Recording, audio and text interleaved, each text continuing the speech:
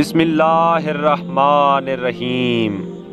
شروع کرتا ہوں خدائے لم یزل کے نام سے جو بڑا مہربان اور نہایت رحم کرنے والا ہے۔ حضرت عبد الرحمن بن عروہ بن حرا غفاری اور آپ کا بھائی عبداللہ بن عروہ، آپ دونوں کا شمار اصحاب امام حسین علیہ السلام میں ہوتا ہے۔ آپ دونوں نہایت شجاع، باروب اور ہر دل عزیز تھے۔ آپ کے والد حضرت علی علیہ السلام کے صحابہ میں سے تھے اور جنگ جمل، صفین اور نہروان میں حضرت علی علیہ السلام کے ہم رکاب تھے۔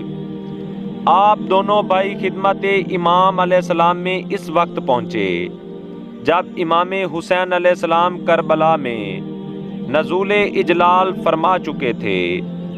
روز عاشور آپ دونوں بھائی روتے ہوئے امام علیہ السلام کی خدمت میں حاضر ہوئے اور عرض کی، اے فرزند رسول صلی اللہ علیہ وآلہ وسلم، ہم چاہتے ہیں کہ آپ کے سامنے فداکارانہ جنگ کریں اور آپ کے قدموں میں جام شہادت پئیں۔ امام حسین علیہ السلام نے فرمایا، شاباش، ذرا میرے قریب تو آؤ۔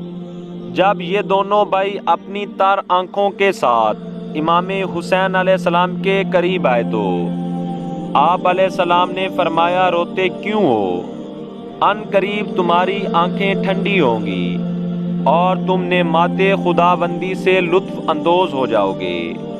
انہوں نے عرض کی، آقا، ہم خدا کی قسم اپنے لیے نہیں روتے، بلکہ ہم تو آپ کی غریبی پر روتے ہیں، کیونکہ کسی تدبیر سے آپ کے دشمنوں کو دفع نہیں کر سکتے۔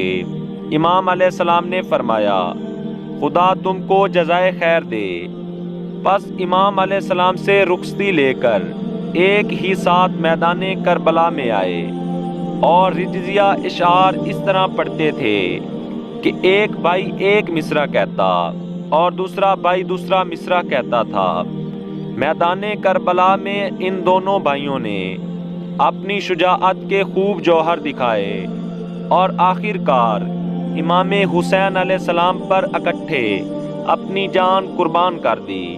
زیارت ناحیہ اور رجمیہ میں ان دونوں بھائیوں پر سلام وارد ہوا ہے۔ اللہم صلی علی محمد و آل محمد و عجل فرجہم۔